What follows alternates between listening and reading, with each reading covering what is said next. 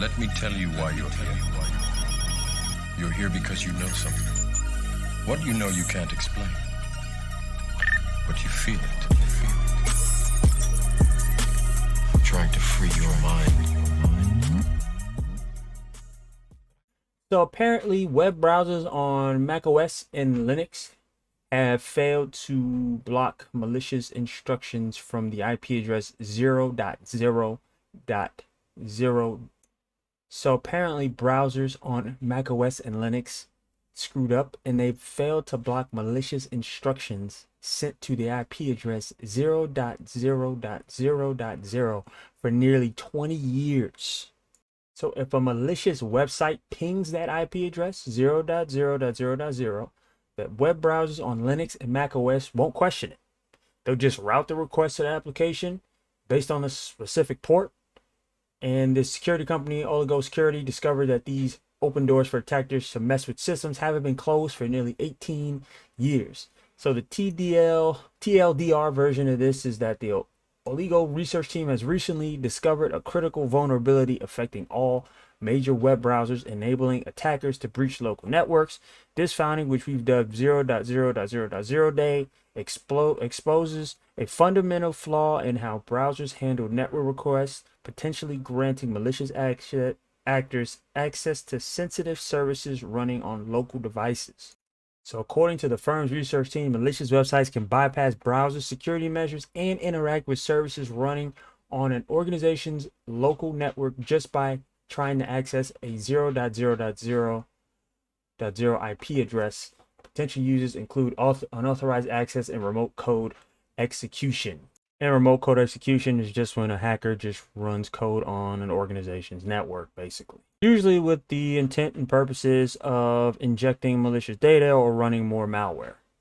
So they said, continuing on, a long-standing flaw affects all major web browsers on Linux and macOS, including Safari, Firefox, Chrome, and other Chromium browsers.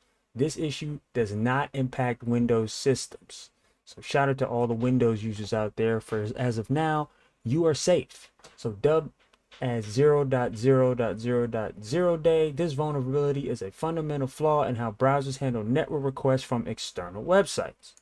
Now, web browsers already do a good job of handling cross-site requests.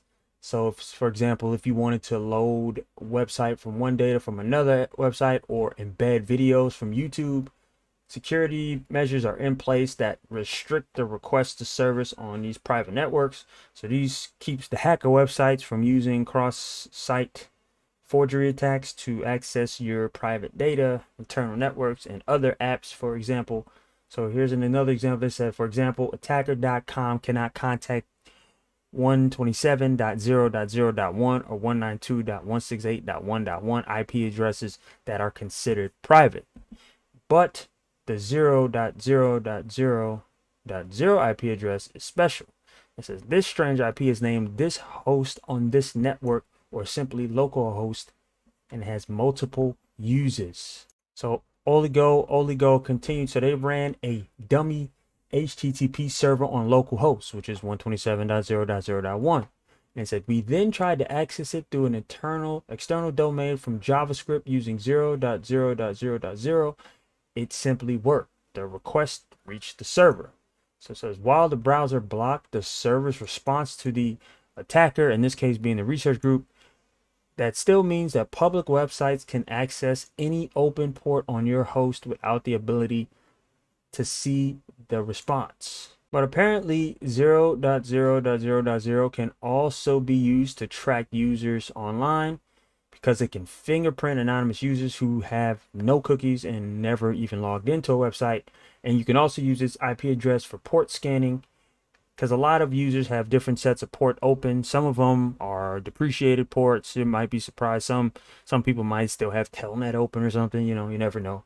But it says attackers can use public domains to attack services running on localhost and even gain arbitrary code execution or RCE, all using one single HTTP request.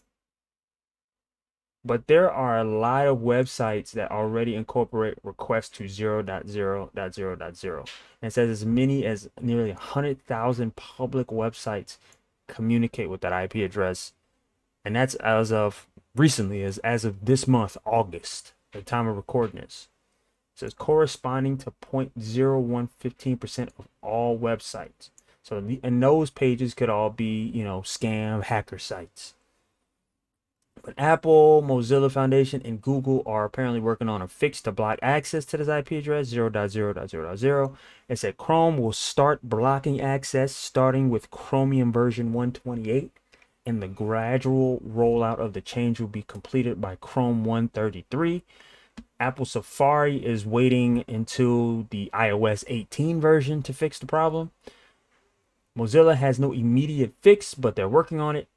And they have a temporary block up. They have said they have changed the fetch specification to block 0.0.0.0 as a temporary fix.